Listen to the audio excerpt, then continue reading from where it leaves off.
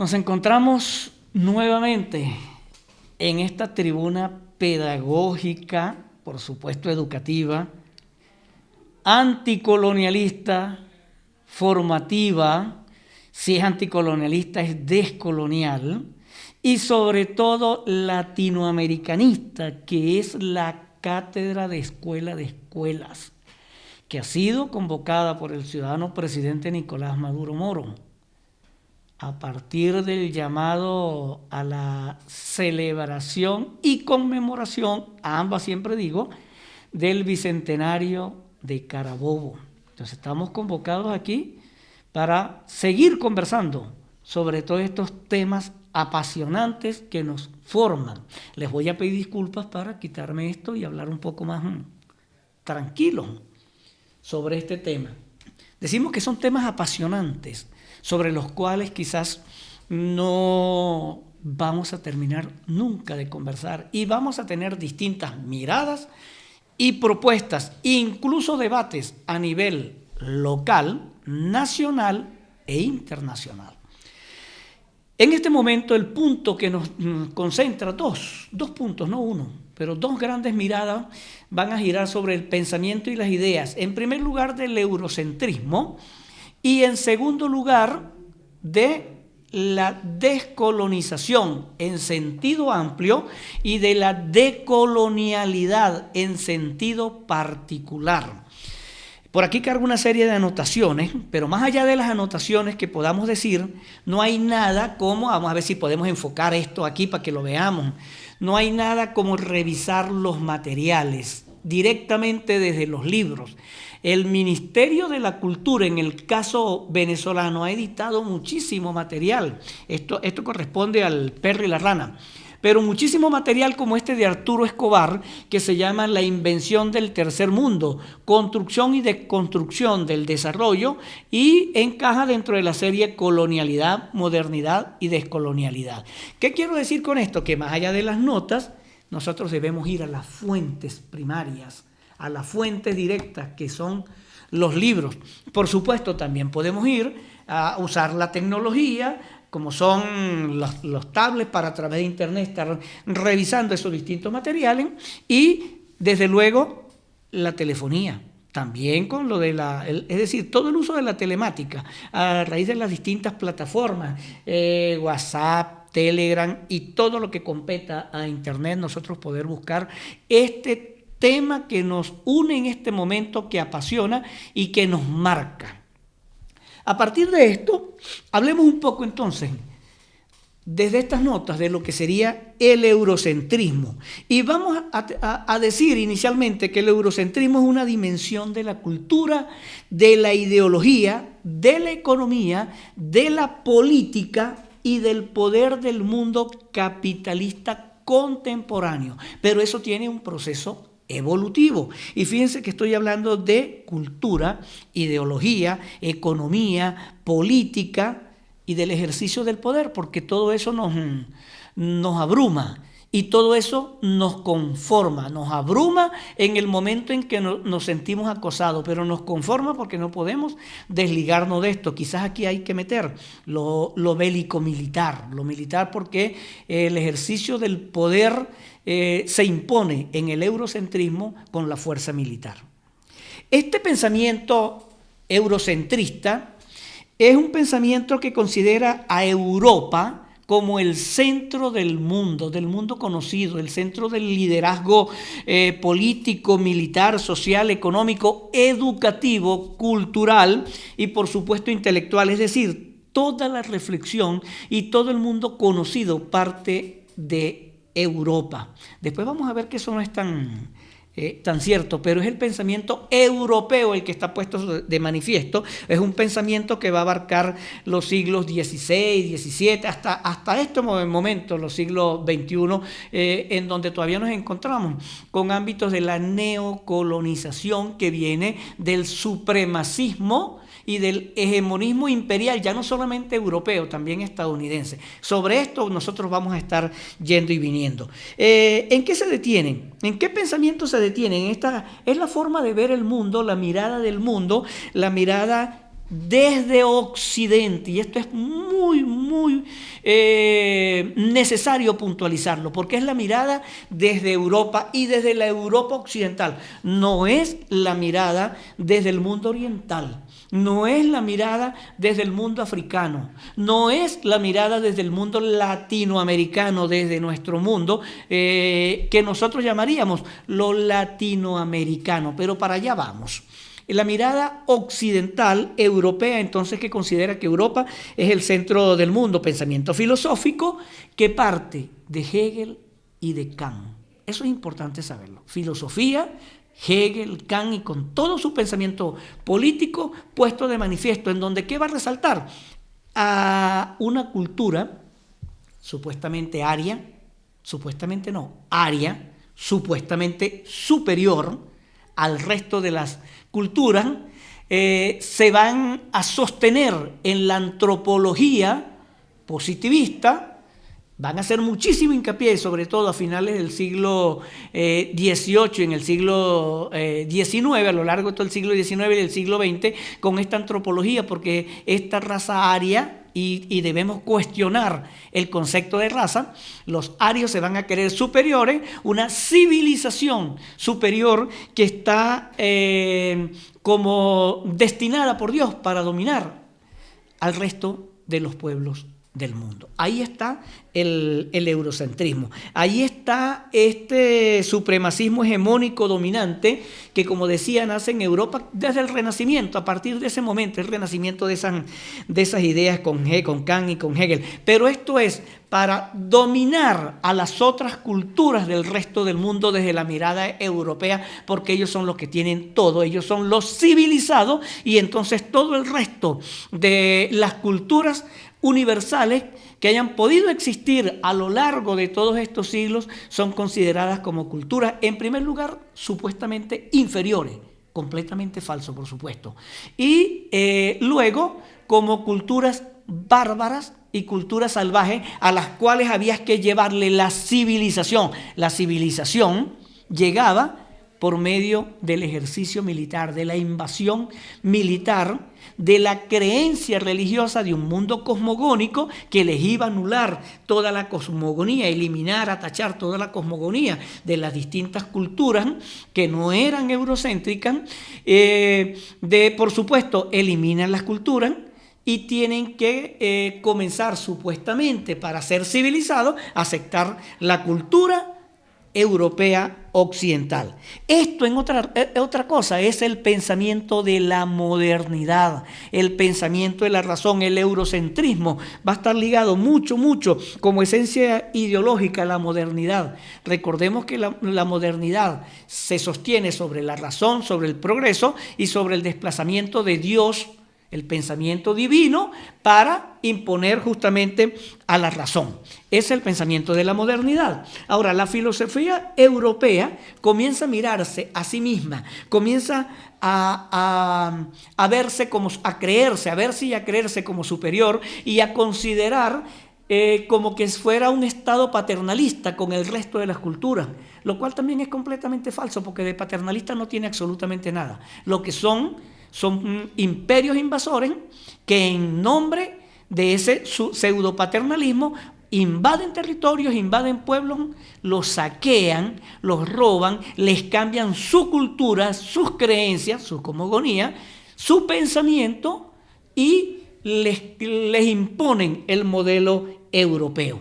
Pero además de esto, la otra cosa importante a resaltar aquí es el naciente capitalismo que comienza a florecer por medio de este pensamiento hegemónico. El capitalismo, a partir, por supuesto, de la revolución industrial, pero que se va a extender no únicamente allí, porque ya en el sistema con el sistema de la esclavitud en la trata estaba impuesto el capitalismo. Se crean empresas destinadas al tráfico humano, y las empresas lo que van a aportar es enormes cantidades de dinero, porque el africano libre, ser humano que vivía en su pueblo, es secuestrado para ser esclavizado y es tratado como mercancía, como mano de obra. Allí está el capitalismo. Pero el capitalismo, por supuesto, se va a sostener desde toda la mirada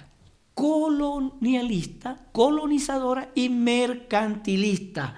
Hay que imponer el pensamiento eurocentrista porque, según ellos, Europa es tremendamente madura en relación al resto de los pueblos que son inmaduros, y al ser inmaduros necesitan entonces a la civilización europea. Esto es el colonizaje, esto es el avanzar sobre los distintos pueblos para comenzar a dominarlos, a llevarles esa supuesta civilización, porque, y los tachan de inmediato, el resto de los pueblos son perezosos, son débiles, son flojos, son incluso desde el punto de vista cosmogónico, son diabólicos, son infernales, porque practican la brujería. Esto lo están diciendo ellos en el sentido de que las creencias religiosas no tienen nada que ver con el Dios barbado europeo que reparten por todos lados. Esto, por supuesto, es producto de la expansión no solamente del capitalismo y del mercantilismo, sino del puritanismo, esa división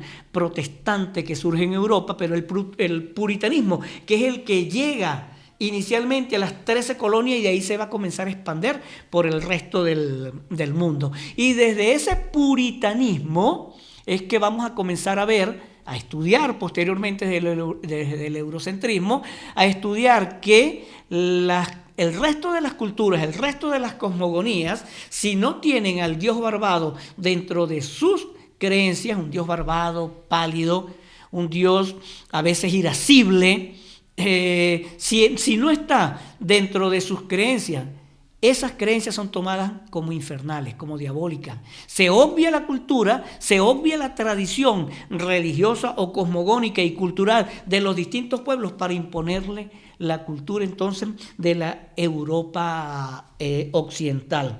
Es decir, el etos de estos pueblos periféricos debería ser, el yo mismo debería ser entonces como la pereza, los pueblos enfermos, como en algún momento catalogaron a los pueblos árabes, a los pueblos sobre todo asiáticos de China, de Japón, de Corea. Entonces, estas culturas salvajes y bárbaras, al ser consideradas así, ya se estaba estableciendo un sesgo cultural.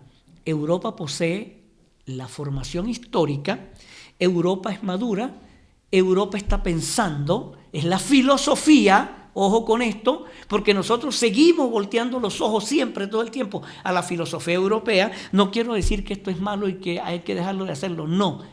¿Sí? Pero hay que poner en cuestionamiento esa mirada europea y tenemos que ponerla en cuestionamiento desde nuestros territorios. Eso es lo que posteriormente, a finales del siglo XX, una serie de estudiosos van a comenzar a llamar las reflexiones desde lo postcolonial en primer lugar, Gayatri Spivak, Homi Bhabha, Edward Said, entre otros, y luego a comienzos del siglo XX, Ramón Gosfrogel, Enrique Dussel, de Sousa Santos, estoy mencionando unos cuantos ahorita, van a llamar en sentido amplio, decía al principio, descolonial, para hablar de la descolonización, es decir, ruptura con los imperios, y sostenerse en lo decolonial, porque hay una mínima diferencia, estamos hablando lo mismo. La diferencia es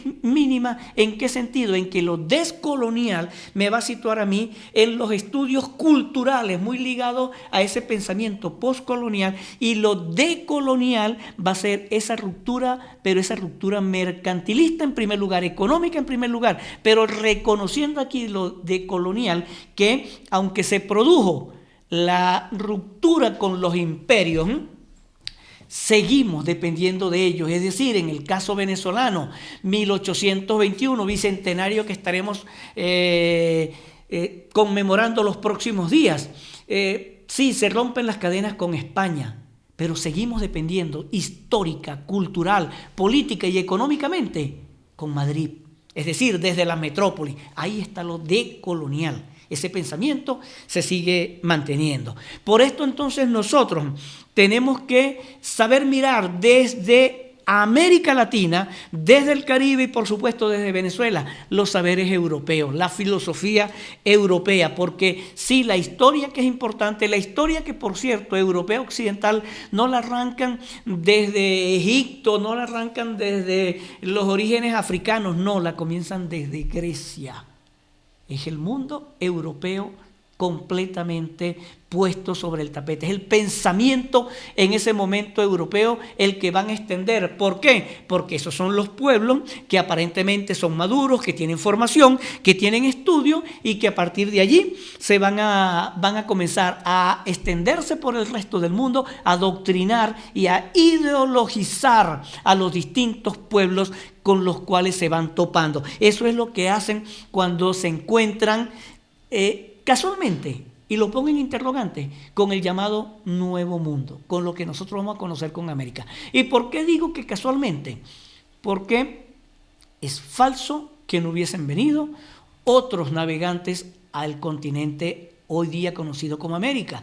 Hay pruebas suficientes que demuestran con cartografía china de navegantes chinos que llegaron a la América, con cartografía de navegantes del Magreb árabes que llegaron a este continente.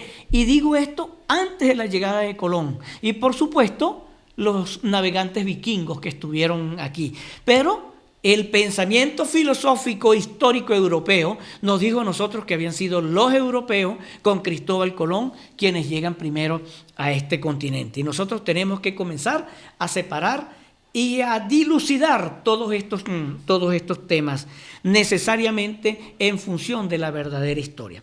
Otro punto que nosotros debemos tener muy en cuenta, ya lo he venido mencionando, es que el eurocentrismo impone aquella categoría que nosotros vamos a conocer como etnocentrismo.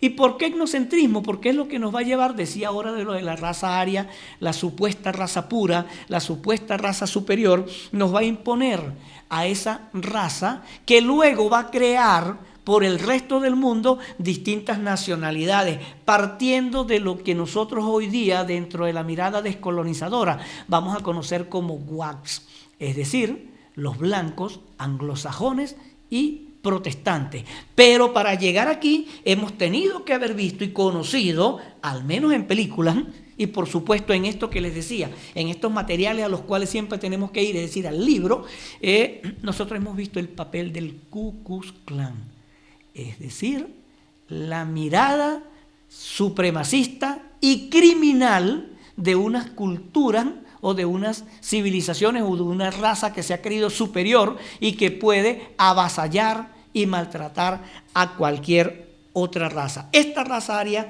se consideró superior siempre y que había sido seleccionada por Dios y destinada por Dios, ese Dios barbado que nos trajeron, para dominar al mundo. Ese Dios que siguen imponiendo entonces hoy día, y en nombre de ese Señor dominar pueblos como lo que está sucediendo hoy día con Palestina, como lo que está sucediendo en el Sáhara Occidental, que nosotros no podemos obviarlo, como lo que está sucediendo en Siria y por supuesto lo que está sucediendo aquí mismo en Venezuela. Entonces, esa raza aria indoeuropea, dominante, superior, etnocentrista, se sostiene en la intelectualidad antropológica cultural para comenzar entonces a hablar de la existencia de pueblos y culturas inferiores, salvajes y bárbaras a las cuales había que llevarle el Dios de la salvación. Un Dios que nadie quería, que nadie esperaba y que no se estaba necesitando en ese momento, porque el mundo cosmogónico era otro, las creencias eran otras completamente distintas. Entonces, esa mirada de cultura superior aria que se mantiene hoy día, que hasta hace pocos meses, hasta el año pasado, la vivimos y la padecimos en el mundo con un señor llamado Donald Trump, que impuso toda una idea eurocentrista para dominar al mundo, porque ellos eran los que estaban seleccionados para dominar a los distintos pueblos. Esa mirada eurocéntrica, esa mirada es la que sostiene al imperialismo estadounidense hoy día con aquello del destino manifiesto, con aquello de la doctrina Monroe, con aquello del gran garrote, de las distintas imposiciones, de esa mirada sutil, suavizante, pero impositiva también de Roosevelt, de Estados Unidos. Al único amigo que tiene es a los Estados Unidos. Los demás pueden ser socios, pero nunca amigos. Entonces, esa cultura occidental europea es la que nosotros vamos a conocer como eurocéntrica o eurocentrista, que se va a sostener, curiosamente, en ámbitos sobre los cuales ellos lo mencionan, lo pregonan, y aquí están esto que hoy día en la telemática nosotros y en los medios de comunicación nosotros conocemos como los fake news o las falsas noticias o las posverdades, es decir, las mentiras. ¿Sí? Las mentiras que necesitan ser legitimadas, y se legitiman con aquel pensamiento de Goebbels. Repite una mentira muchas veces y será verdad. ¿De qué ámbitos hablaba? De la libertad y los derechos humanos. Hablan muchísimo de libertad, hablan mucho de la libertad económica, hablan mucho de derechos humanos, pero cercan a cualquier pueblo, acosan a cualquier pueblo, hostigan a cualquier pueblo que quiere ser libre y que quiere comerciar y vivir libremente con cualquiera de los otros pueblos. Esto se impuso a lo largo, decía, desde el siglo XVI, pero en el siglo XX, a partir del siglo de la Primera y de la Segunda Guerra Mundial, se va a producir muchísimo, pero muchísimo más, se va a reforzar con las distintas actuaciones ya del imperialismo estadounidense que desplaza al imperialismo europeo. Comenzamos a hablar entonces ya no del eurocentrismo, aunque se sigue manteniendo ese pensamiento eurocéntrico, sino vamos a hablar del supremacismo y de los hegemones imperiales. Los gobiernos eurocentristas, a partir de esta nueva mirada supremacista, imperialista y hegemónica, van a arremeter contra la soberanía y la independencia de los distintos pueblos del mundo en nombre de la libertad, en nombre de los derechos humanos, en nombre del libre comercio. Y lo van a sostener intensificando un supuesto choque de civilizaciones. Las civilizaciones superiores, las civilizaciones cultas contra las civilizaciones aparentemente inferiores, periféricas, subalternas, y hago hincapié en estos dos, periféricos, subalternas, en las civilizaciones de los bordes, porque allí es donde van a ser como movimientos de resistencia, como movimientos contraculturales, el pensamiento, les decía primero, postcolonial, y a la par, allí cerquita, el pensamiento de lo colonial, que hoy día a nosotros nos tiene que importar y nos tiene que interesar, porque forma parte de nuestra formación y de nuestros estudios. Entonces, ¿qué los lleva a sostener este supremacismo? La invasión de territorios, la imposición de distintas bases militares en todo el mundo,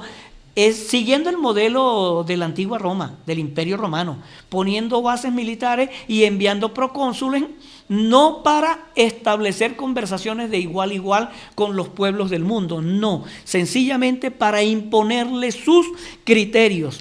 Y si usted no acepta los criterios que yo le estoy diciendo, usted es un enemigo del gobierno imperialista hegemónico, será tachado como un dictador, como un tirano, cuyo pueblo necesita ser liberado pronto de esa supuesta dictadura, y allí vienen las invasiones y el robo de territorio. Pero esto además se va a sostener en aquella doctrina de finales del siglo XIX de Frederick Turner, que se llamó las fronteras vivas, las fronteras que se desplazan.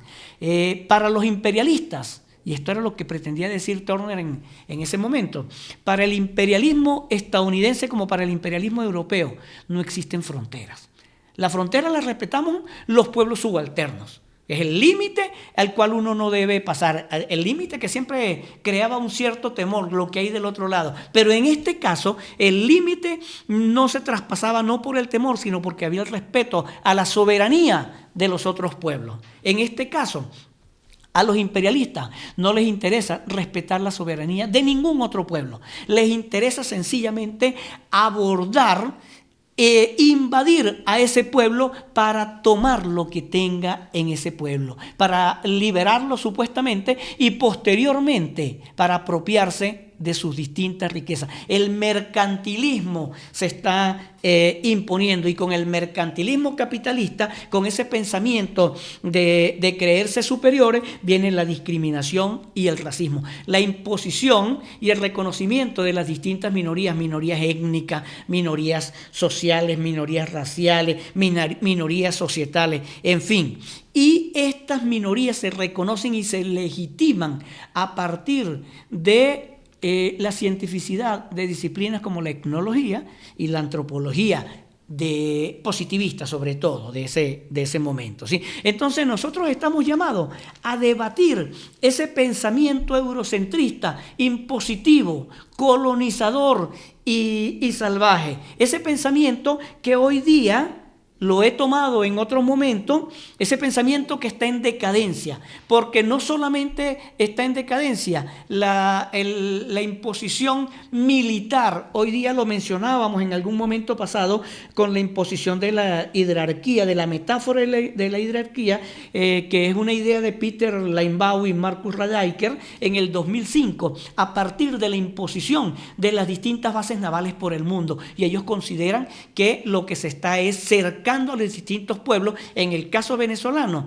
como en el caso de Siria, nos están creando como un panopticón, es decir, como una gran celda, una gran prisión. Esto es lo que nosotros, desde lo geopolítico y de lo geoestratégico, tenemos que reflexionar. Ese pensamiento descolonizador que entonces irrumpe a finales del siglo XX, procesos graduales, no es que de un día para otro, no. Estados de tensión que se están creando como el que vemos hoy día, también lo hemos mencionado, con la trampa de Tucídides, ese estado de tensión que se mantiene hoy día desde lo militar, pero también desde el pensamiento. Nosotros en Venezuela, en medio de este Congreso Bicentenario, tenemos que cuestionar todo el pensamiento eurocéntrico, toda la actuación eurocéntrica, y comenzar a reflexionar y a vernos como culturas subalternas, como culturas periférica, como cultura de los bordes, pero sobre todo como culturas latinoamericanas, como culturas en resistencia, como contracultura frente a ese imperio colonizador. Los Estados Unidos, ya lo decía Bolívar, estaban destinados para plagar de miseria el continente en nombre de la libertad, pero el muro de contención ha sido la revolución bolivariana. Ha sido sobre todo en estos años la revolución bolivariana, pero ha sido el pensamiento latinoamericano, el pensamiento que surge desde Simón Bolívar, desde Miranda, con todo lo que nosotros podemos ver en el siglo XIX, llegar a Martí, pero con Martí nosotros tenemos que reconocer la existencia de un Emiliano Zapata, de Sandino, de Farabundo Martí, de Alfaro incluso, pero también del Che Guevara y de Fidel Castro, hasta que lleguemos a la revolución bolivariana. Hoy día nosotros notamos entonces esa decadencia político, social y cultural, y eso nos lleva a nosotros a este enfrentamiento sutil y soterrado que tenemos con Colombia. Colombia, desde la OTAN, apoyado por la OTAN, con ese imperio colonizador que está detrás, es la disciplina y la cultura en decadencia y el hegemón en decadencia frente a esta potencia emergente, potencia del pensamiento emergente que es Venezuela. En el caso de Venezuela, nosotros no podemos permitirles que las fronteras se muevan, que es lo que ellos han pretendido hacer en estos días, en el Apure, y que lo han pretendido todavía volver a hacer en La Guajira hace un par de días atrás. La Fuerza Armada Bolivariana y la milicia bolivariana, esa integración cívico-militar, se preparan no solo desde el accionar militar bélico, sino desde la formación, desde la conciencia de que tenemos patria, de que necesitamos romper con ese hegemón imperial, enfrentar a ese hegemón imperial para evitar su propagación. Y el primer enfrentamiento es con la pseudohermana Colombia, ¿sí? Y con todo lo que distribuye Colombia. Al reconocernos como pueblos subalternos y como pueblos periféricos, como pueblos de los márgenes, nosotros nos estamos reconociendo como descoloniales con un pensamiento integrador que es el arma de lucha. Lo mencionábamos en algún momento, lo que la historia dice a partir de Manuel Moreno Fraginal, el historiador cubano, y del historiador venezolano Alirio Liscano, la historia como arma de lucha, el pensamiento como arma de lucha para desbaratar cualquier acto de neocolonización que se nos quieran imponer, para mantenernos dentro de nuestro ejercicio soberano, para señalar y salir de lo que Briceño Iragorri llamaba pitillanquismo, o lo de Sea llamaba nordomanía.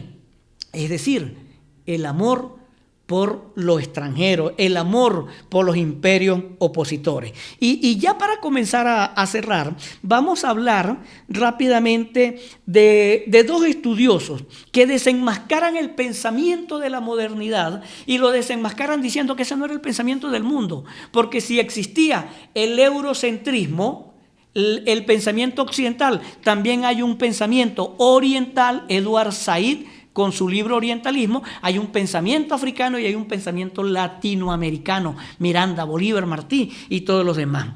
Pankaj Mishra, los mencionaba en algún momento, en el 2014 escribió un libro que se llama De las ruinas de los imperios, y allí desnuda al eurocentrismo como una falsa doctrina eurocéntrica, un falso momento histórico, porque el eurocentrismo y la modernidad no existía en Oriente, en Asia, no eran los pueblos enfermos. Entonces lo desenmascara, porque lo que dice es que ellos vinieron fue a colonizarnos y no a liberarnos de nada. En este mismo sentido está el también historiador indio que en el año pasado, el 2020, Vijay Prasad, en un libro que se llamó Las balas de Washington, nos dice que el pensamiento eurocéntrico y la modernidad, los imperialismos, y en este caso el imperialismo estadounidense, pero Europa también, se ha establecido en el mundo y se ha propagado por el mundo a partir de las balas que disparan estos imperios, a partir de esas bases militares que nos han venido imponiendo por todo el mundo. Y las bases militares, no solamente militar efectivo como tal, no solamente mercenario como tal, también nos las imponen en el pensamiento, al mantenernos en una doctrina que está no solamente avanzada, sino sostenida también por la globalización y por la telemática. Con eso nosotros tenemos que tener muchísimo cuidado, porque, y aquí vienen los fake news y las posverdades que mencionábamos en un momento determinado, la globalización es el aparato teórico para sostener ese sistema de dominación y explotación de una cultura y una economía global, para apropiarse de los pueblos del mundo. Nosotros hoy día tenemos que reconocernos y volver a tomar las ideas de Bolívar, las ideas anticoloniales, las ideas de Miranda, de Zapata, de Martí, del Che, de Fidel. América Latina y el Caribe en estos momentos necesitan entonces nuevos sistemas de pensamiento, y eso es lo que nosotros tenemos que comenzar a reflexionar hoy día. No podemos andar desagregados. Nosotros no podemos vernos como islas, al contrario, tenemos que vernos en América Latina como una red global, pero una red global que está luchando contra la subyugación imperialista, que está luchando contra el eurocentrismo y contra esa falsa idea de la modernidad que nos regalaron y que después nos va a dejar propuestas como la posmodernidad, la transmodernidad, o como queramos llamarla, o lo que dijo Fukuyama, creyendo que la ideología y la historia habían fallecido por allá entre 1989 y 1992. Olvídense de Irak, la historia ha muerto, dijo Fukuyama, pero justamente 92, la revolución bolivariana con unos jóvenes militares salían a mostrarle al mundo que no, que las rebeliones continuaban. Rebelión que también Caracas en el 89, en el llamado Caracazo, lo había puesto sobre el tapete, enfrentando a esas estructuras dominantes que son los organismos internacionales, ya no solamente los organismos de peso económico como el Fondo Monetario Internacional, sino también la misma Organización de Estados Americanos, que no es más que una oficina, si se le ha llamado, una oficina colonizadora. Entonces, ¿de qué tenemos nosotros que partir? De vernos latinoamericanos descolonizados, siempre anticoloniales, pero descolonizados, que no podemos seguir dependiendo en el pensamiento de las metrópolis europeas, que tenemos que mostrar nuestro propio pensamiento, las luchas que estamos dando a lo largo de todo el continente, que no son luchas de un día. Eso que Prigogine y Morán llamaron el paradigma de la complejidad, es decir, esos brazos articulantes que nos tiene que mostrar a Venezuela en relación con lo que mencionaba ahora, con las minorías étnicas, con las minorías sociales, en ese trabajo de proyección que inicialmente los estudiosos de lo descolonial o de lo decolonial llamaron el sistema mundo, Immanuel Wallerstein, y que Walter Miñolo, Boaventura de Sousa Santos, Aníbal Quijano, Santiago Castro Gómez, Enrique Dussel, Luis Brito García aquí en Venezuela, Ramón Grossfogel, Alberto Rodríguez Carucci, nos han presentado a nosotros como la descolonización y la ruptura que tenemos hoy contra esa avanzada neocolonizadora que nos han querido imponer. Debemos recordar a Pi Vidal, no podemos olvidarlo. Pi Vidal decía: resulta imposible mantener relaciones libres y pacíficas basadas en la sumisión y el vasallaje. Venezuela no es un país tutelado, Venezuela no es un territorio tutelado, Venezuela es un palenque libertario. En Venezuela se está produciendo una revolución cimarrona, y cimarrona justamente por ser rebelde. Ese palenque se ha sublevado frente al imperialismo estadounidense en este momento, como se sublevó frente al imperialismo europeo. Nosotros no somos colonizados como otros países de este continente. Nosotros tenemos una mirada de ruptura contra el neocoloniaje.